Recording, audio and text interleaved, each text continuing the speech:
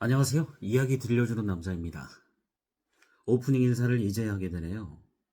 저는 의정부에 거주하고 있는 40대 후반의 두 아이의 아빠입니다. 본업은 홈쇼핑에서 목소리를 담당하고 있습니다. 채널은 2년 전에 만들었는데 여러 일들로 인해 멈춰 있다 다시 도전하게 되었습니다. 본업 외에 휴일에 친구 가게에서 주방 일을 도와주고 있습니다. 전문 용어로 알바라고 하죠. 그래도 최소 일주일에 한 개 이상 업로드하려고 합니다. 여러분이 관심 가져주시면 힘이 됩니다. 더 많이 질 좋은 컨텐츠를 올릴 수 있습니다. 구독해 주시라는 말씀이죠. 물론 공짜입니다. 네.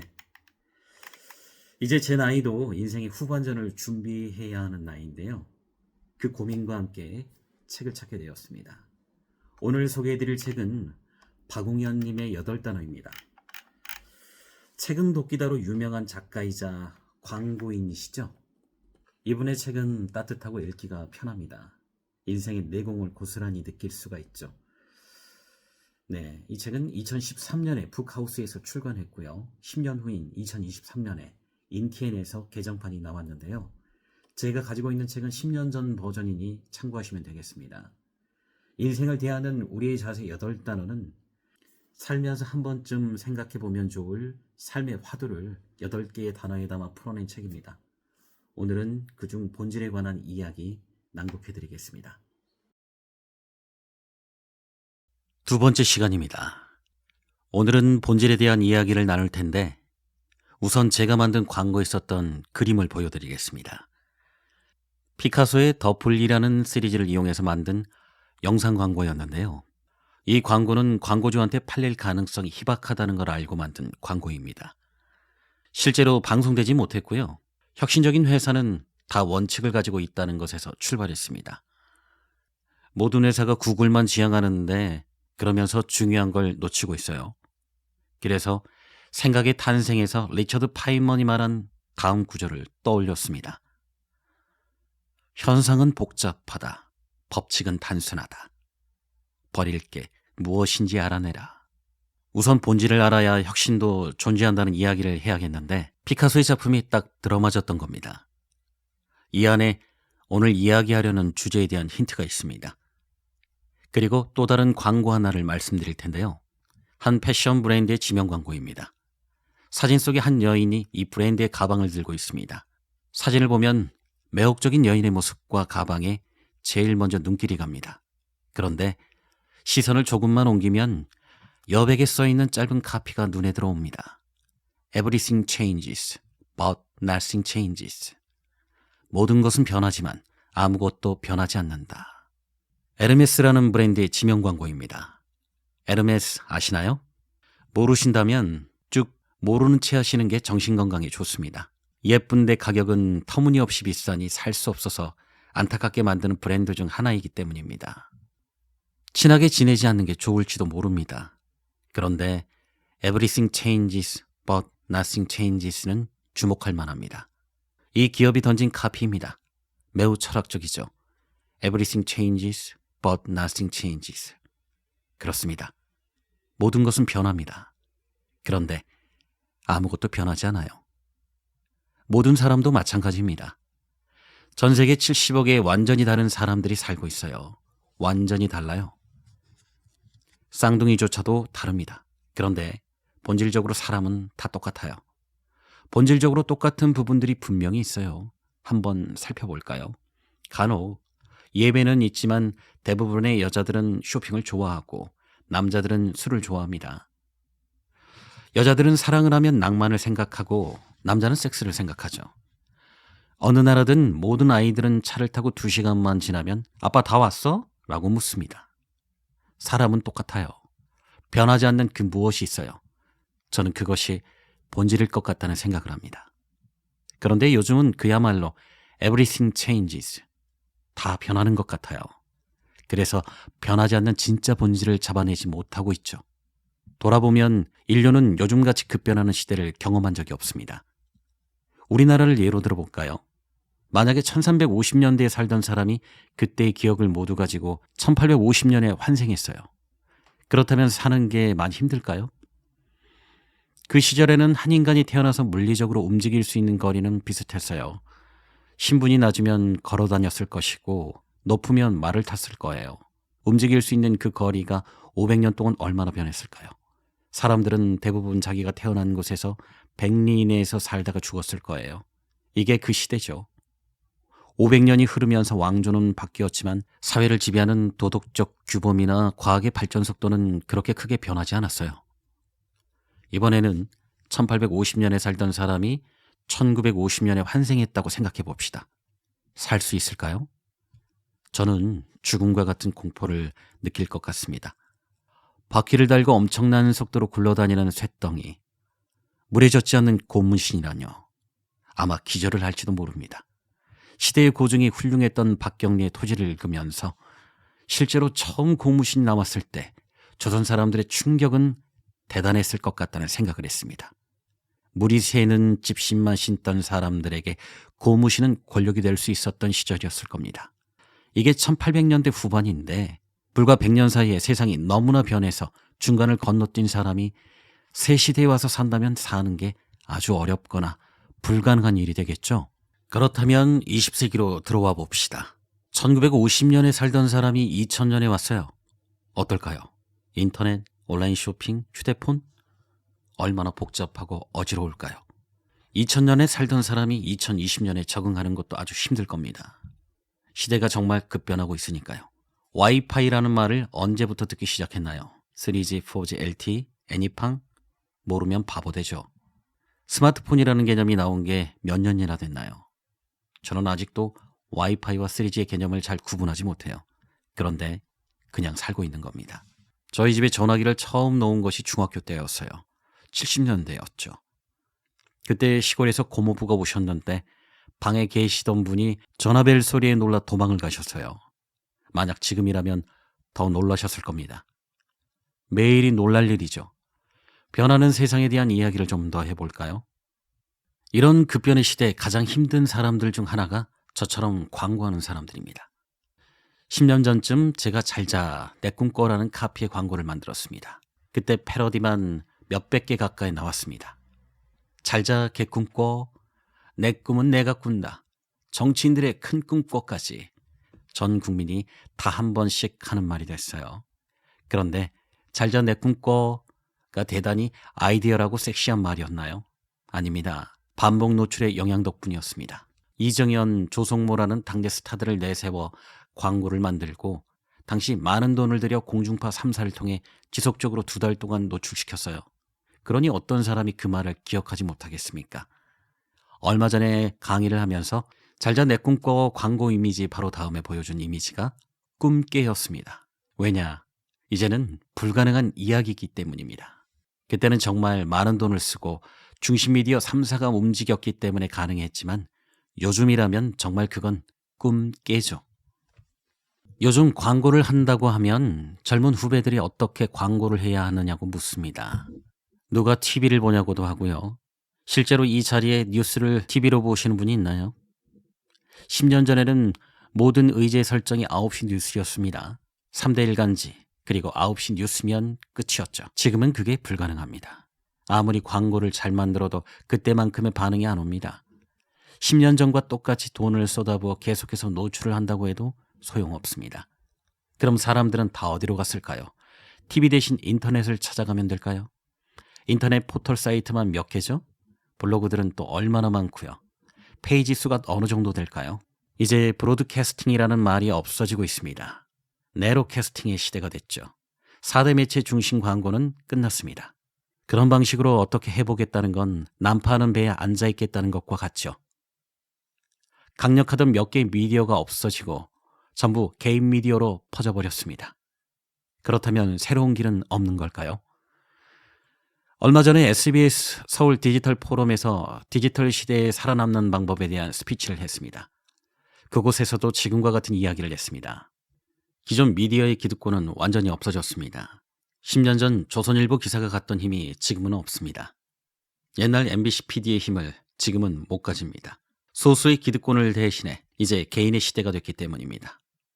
요즘 가수 싸이가 열풍입니다. 싸이가 뜬 것이 방송의 힘인가요? 조선일보의 영향력 덕분인가요? 그것도 아니면 기적이 일어난 걸까요?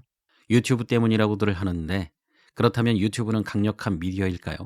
하루 24시간 동안 올라오는 수많은 유튜브 동영상은 왜 싸이처럼 뜨지 못하는 걸까요? 이걸 어떻게 설명할 수 있을까요? 설명할 수 있는 유일한 방법은 하나입니다. 바로 콘텐츠의 힘입니다.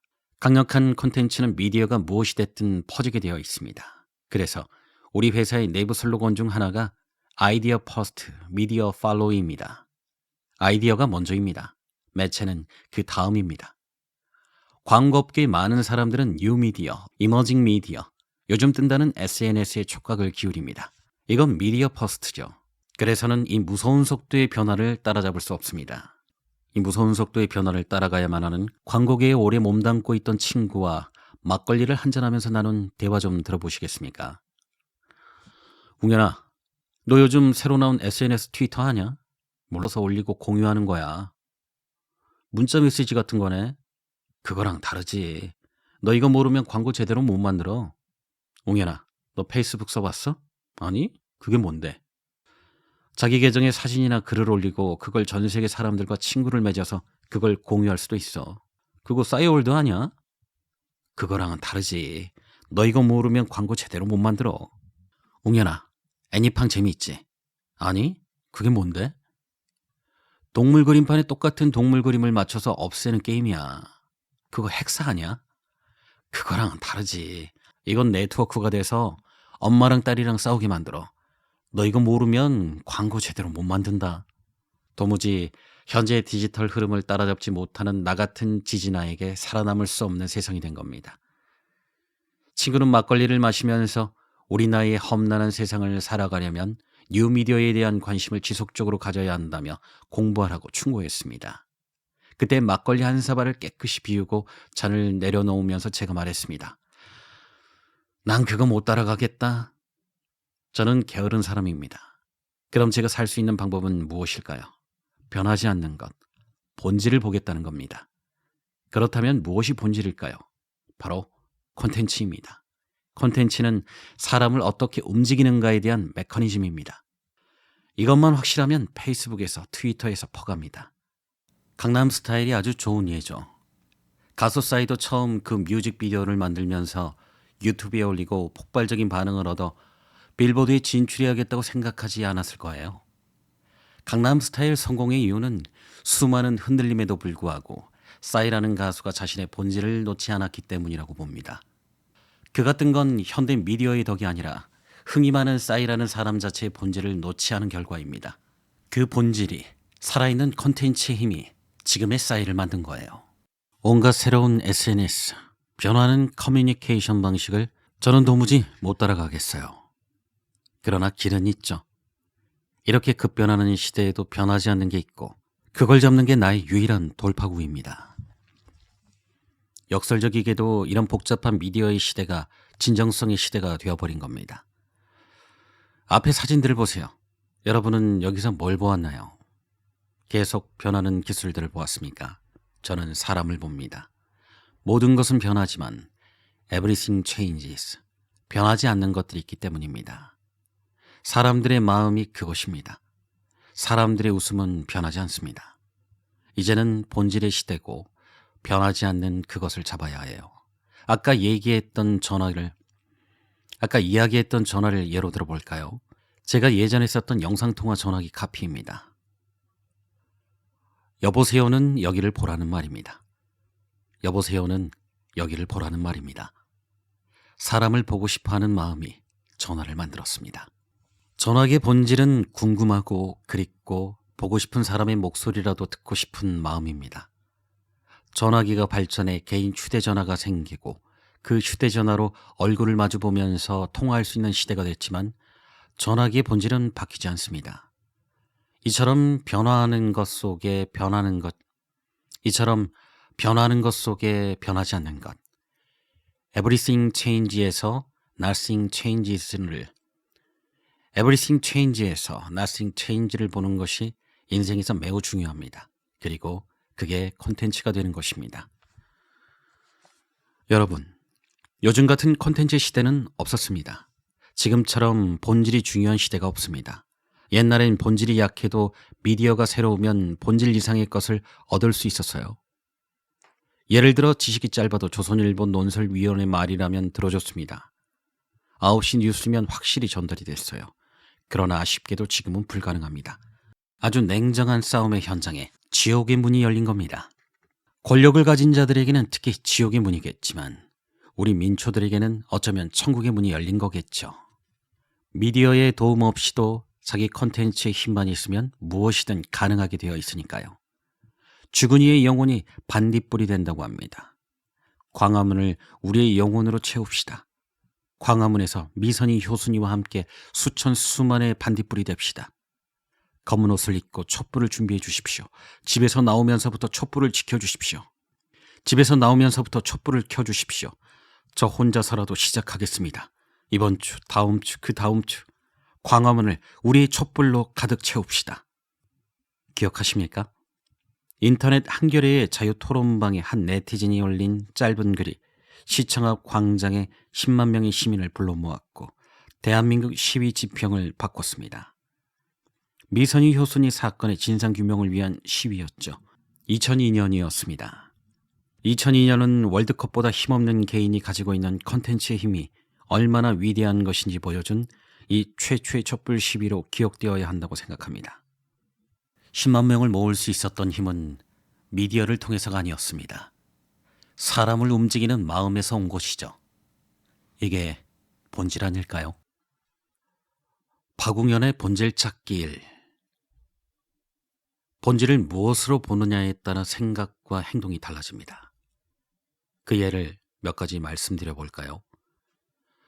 저는 수영 경력 15년 차입니다. 거의 매일 아침 30바퀴씩 레인을 돕니다. 허리를 다치기 전까지는 접영도 했었어요. 그런데 제가 이 정도 수영을 하기까지 얼마나 많은 우여곡절이 있었는지 모릅니다. 저는 운동신경이 좋은 사람이 아닙니다. 기계나 숫자와 함께 나를 평생 괴롭힐 또 한 가지가 아마 부족한 운동신경일 겁니다. 그런데 어느 날 집사람이 수영을 권했습니다. 본인이 해봤는데 좋다는 겁니다. 우리 집에서 집사람은 당, 저는 인민으로 서열이 나뉘니까 인민은 당이 시키는 대로 하는 수밖에 없죠. 그래서 타이로 수영을 시작했습니다. 시작은 했지만 얼마 하지도 않고 그만둘까봐 집사람이 매일 걱정을 했어요. 왜냐하면 다른 사람들은 한 달 강습을 받고 나면 25m 정도는 거뜬히 가는데 저는 25m 가는데 석 달이 걸렸거든요. 그리고 아주 놀랍게도 50m를 가는데 6개월이 걸렸죠. 저와 같은 반에서 시작한 사람들이 상급반이 돼서 저 건너 레인에 있었으니 저만 나머지 반에 남아있게 된 것이죠. 집사람이 걱정하는 건 당연했습니다. 하지만 그만두지 않았어요. 그냥 내 몫을 꾸준히 했죠. 언젠가 집사람이 묻더군요. 창피하지 않느냐고. 창피하지 않냐고. 어떻게 견디냐고요. 그때 제가 대답했어요. 잘하려고 하는 게 아니라 땀을 흘리려고 하는 거니까. 그렇습니다. 수영을 배우는 목적이 수영을 잘하는 것이었다면 저는 일찌감치 나가 떨어졌을 겁니다. 하지만 수영을 배우는 본질을 저는 땀 흘리는 것으로 정했어요. 저는 수영 선수가 될 것도 아니고 빨리 상급반으로 올라가고 싶은 생각도 없었어요. 강사에게 잘 보일 것도 아니고요. 그러니 실력이 빨리 늘지 않는 것은 크게 문제가 되지 않았습니다. 이렇듯 본질이 무엇이냐에 따라 흔들림이 달라집니다. 박웅현의 본질 찾기 2. 제 이야기를 하나 더 하겠습니다. 지금은 이렇게 앞에서 이야기를 잘하고 있지만 사실 전 무대 공포증이 있었어요. 게다가 그 공포가 여러분이 상상하는 것보다 엄청났습니다. 초등학교 때는 하도 고개를 숙이고 있으니까 담임 선생님이 무슨 불만 있냐고 물을 정도였습니다. 한 번은 1등부터 성적 순으로 앉고 싶은 자리를 찾아 앉으라고 했는데 저는 성적이 좋아 선택의 여지가 많았음에도 맨 뒤 구석 자리를 택했습니다. 그랬더니 선생님이 반항하냐며 역정을 내더군요. 앞에 나서는 것, 주목받는 것이 싫었으니 가장 싫어했던 과목은 음악이었고 소풍처럼 장기자랑을 해야 하는 행사가 늘 두려웠습니다.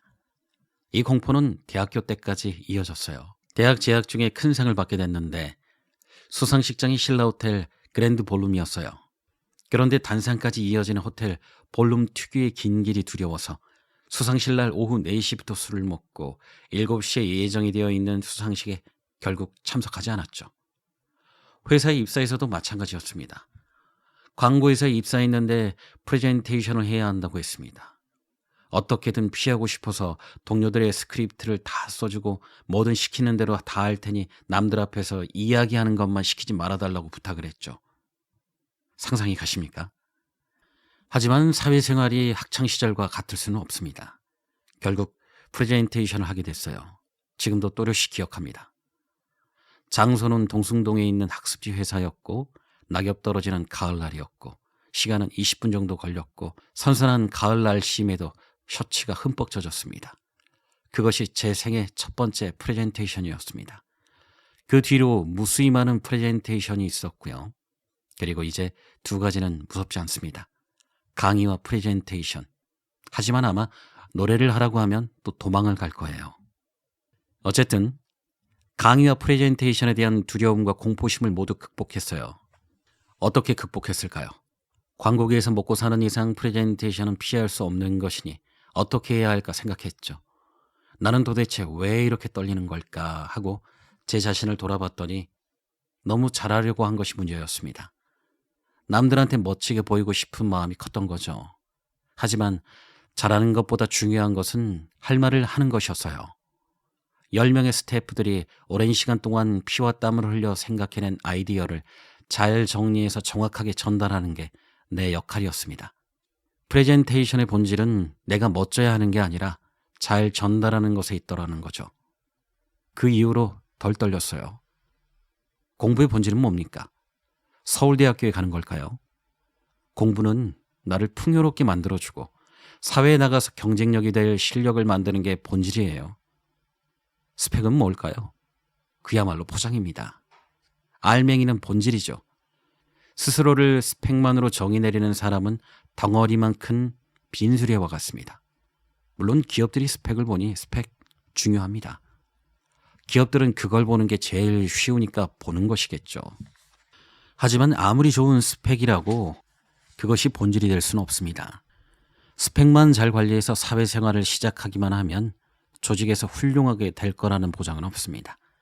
사회가 그렇게 나긋나긋하지 않기 때문입니다. 토플 만점에 하버드 대학원 출신인데 회의를 했더니 인상적이지 않습니다. 아이디어도 새롭지 않고요. 그러면 뭐 그냥 그러네 하게 됩니다.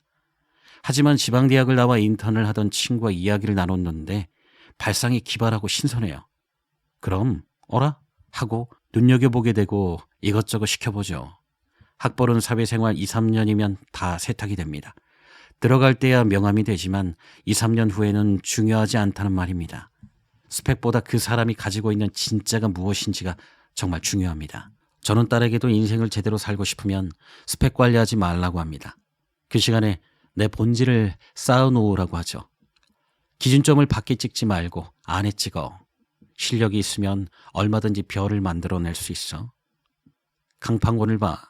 언젠가 기회가 온다니까. 그러니 본질적인 것을 열심히 쌓아둬. 이런 이야기를 하곤 합니다.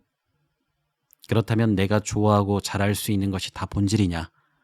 고스톱이나 애니팡 같은 게임을 진짜 잘하는데 그럼 이게 내 본질일까?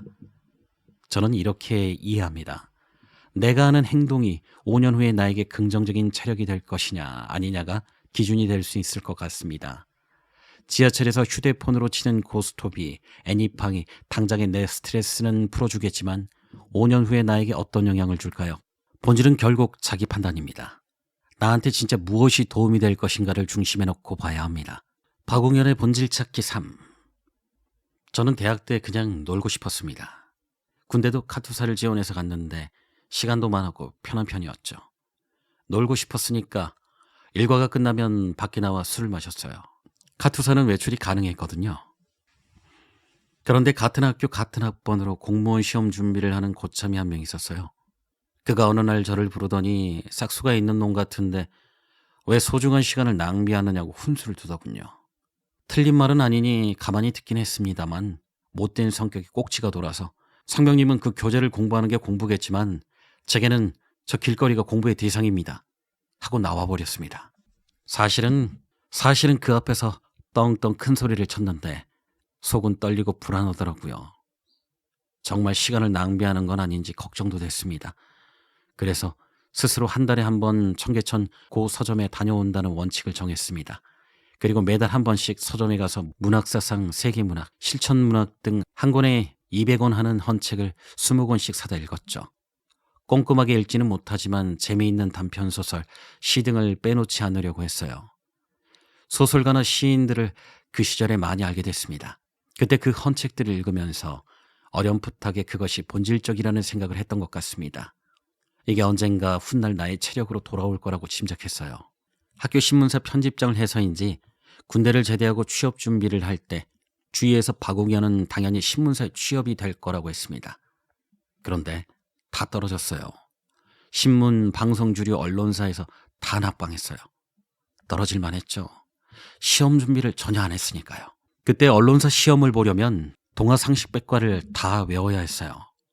도서관에 가면 전부 그 책을 펼쳐놓고 공부하던 시절이었죠. 저는 그까짓 거 안 해온다고 팽개쳤어요. 그래놓고 왠지 불안해서 도서관에서 안나 카리니나를 읽었습니다. 솔직히 말하면 읽었다기보다 글씨를 보면서 책장을 넘겼다고 해야겠죠. 단순히 불안을 잠재우려고 했던 행위였어요. 친구들이 왜 상식 공부 안 하냐고 하면 안나 카리니나가 상식이라고 우겼어요. 결과는 보기 좋게 떨어졌는데 지금 돌아보면 그때 찾고자 했던 것이 본질적인 게 아니었나 싶습니다. 본질은 지난 시간 강의했던 자존, 그리고 다음 시간에 이야기할 고전과 매우 잘 어울리는 단어입니다. 시간의 세월을 잘 견뎌낸 것들은 본질적인 것들이에요. 니코스 카잔사키스의 영국 기행에 이런 구절이 있습니다. 옥스퍼드와 케임브리지 소속 칼리지들의 주요 목표는 학식이나 지식을 두뇌에 채워 넣는 것만이 아니다. 이곳 졸업생들은 의사나 변호사, 신학자, 물리학자, 운동선수 같은 전문가가 되어 나가지 않는다. 여기에는 신체적으로든 정신적으로든 어느 한 방면의 전문성을 지나치게 강조하지 않는다. 그레이트 브리튼 최고의 젊은이들이 고등학교를 마치고 와서 2, 3년 머무르며 조화를 배운다. 육체, 정신, 심리가 고루 단련된 완벽한 인간이 유일한 목표이다. 이 기간이 지난 후에는 본인의 희망에 따라 종합대학이나 법학대학원, 종합기술전문대학, 병원 등 어디서나 전문적인 공부를 계속한다. 옥스퍼드나 케임브리지에서는 전공 분야에 대한 증서를 받지 않는다. 그들이 받는 것은 인간의 증서이다. 본질을 탄탄하게 만들어 사람이 먼저 되어야 한다는 것이죠. 미국의 아이비리그에 속하는 컬럼비아 대학도 마찬가지입니다. 이 학교는 전공을 2년 동안 정하지 않아요. 2년 동안 교양만 가르치는데 학생들은 총 8개 교양을 배웁니다. 고대와 현대, 그리고 비영미권의 문학, 사학, 철학, 그리고 이과 과목 2가지, 쓰기, 음악, 미술. 1905년도에 컬럼비아는 이 제도를 만들었고 한 번도 고치지 않았다는 것을 매우 자랑스럽게 생각합니다. 그러니까 교육의 본질은 교양과 삶의 태도를 가르치는 전인교육이 되어야 한다는 것이죠.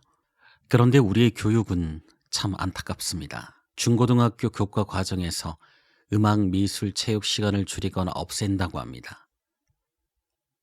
그런 것들을 없앤다는 건 대학 가는 것을 본질로 보고 있다는 이야기입니다. 기능인들을 기르겠다는 겁니다. 수능을 잘 봐서 좋은 대학 가는 걸 교육과 학습 본질로 놓기 때문에 이런 현상이 생기는 겁니다. 사람들은 한 줄로 서게 되고 이게 불안을 가중시키고 있습니다. 그래서 감정을 절제하지 못해 가정폭력을 휘두르는 엘리트들이 나오는 겁니다. 이것은 좋은 사회가 아닙니다. 기본적인 것들을 먼저 갖춰야 하죠. 지식은 본질을 익힌 후에 있어야 합니다. 본질이 아닌 것 같다면 놓는 용기도 필요합니다. 단점이지만 저는 신문을 많이 보는 편이 아닙니다. 미디어에 대한 편견 때문이 아니라 신문에 있는 이야기들은 어차피 흘러갈 것들이라는 생각이 들기 때문입니다. 물론 사회 문맥을 파악해야 하고 세상 돌아가는 것도 알아야 합니다. 중요하죠. 하지만 왠지 저는 흘러가는 것보다 본질적인 것에 시간을 쓰고 싶었어요.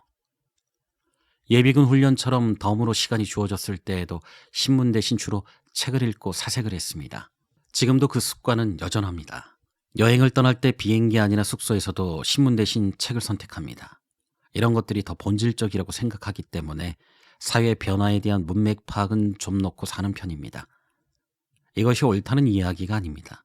제가 하고 싶은 말은 본질을 발견하려는 노력과 본질이 아니라고 생각하는 것은 포기할 줄 아는 용기, 그리고 자기를 믿는 고집이 있어야 한다는 것입니다. 그래야 그럼에도 불구하고 단 하나뿐인 나라는 자아가 곧게 설 수 있으니까요. 강의 첫머리에 보여드린 피카소의 연작을 다시 한번 보시죠. 이 작품을 그리면서 피카소가 했던 일은 아이디어를 더하는 게 아니라 빼는 것이었습니다. 빼고 또 빼서 본질만 남기는 것이었죠. 이 작업을 많은 예술가들이 합니다. 코코 샤넬도 디자인한 옷에 온갖 액세서리를 붙인 후에 필요한 것만 남을 때까지 뺐다고 합니다. 완당 김정희 또한 비슷한 과정을 거쳐요. 속기를 빼고 골기만 남겨라. 속기는 예쁘게 보이려는 마음이고 진짜 말하고자 하는 것은 골기라는 겁니다. 앙리 마티스도 마찬가지였죠. 더 백이라는 부조 연작을 보면 사물의 핵심을 잡으려는 노력이 그대로 보입니다. 예술은 궁극의 경지에서 단순해지고 명료해진다는 것을 예술가들의 작품을 통해 볼 수 있습니다. 이는 우리가 추구해야 할 것과도 일맥상통합니다. 곽재구의 포구기행에서 곽재구 작가는 이렇게 말합니다. 연륜은 사물의 핵심에 가장 빠르게 도달하는 길의 이름이다. 그 복잡한 사물의 핵심이 무엇인지 보려는 노력. 어떤 것을 보고 달려가느냐가 세상과의 싸움에서 이길 수 있는 커다란 무기입니다. 기타를 만든다고 했던 클래식 기타 회사는 다 망했고, 음을 만든다고 했던 클래식 기타 회사는 모두 살아남았습니다. 본질은 삶을 대하는 데 있어 잊어서는 안 되는 아주 중요한 단어입니다. 우리가 본질적으로 가져야 할 것이 무엇일까요? 오늘이 그것에 대해 고민하는 하루가 되길 바랍니다. 덧붙이자면 경험상 돈을 따라가면 재미도 없고 재미를 따라가면 돈도 따라오더군요. 그런 경험에 따른 제 생각을 말씀드리자면 돈은 본질이 아닙니다. 돈을 따라가지 말고 내가 뭘 하고 싶은지, 내 실력은 무엇인지, 어떤 것을 할 수 있는지를 고민해보고 그것을 따라가세요.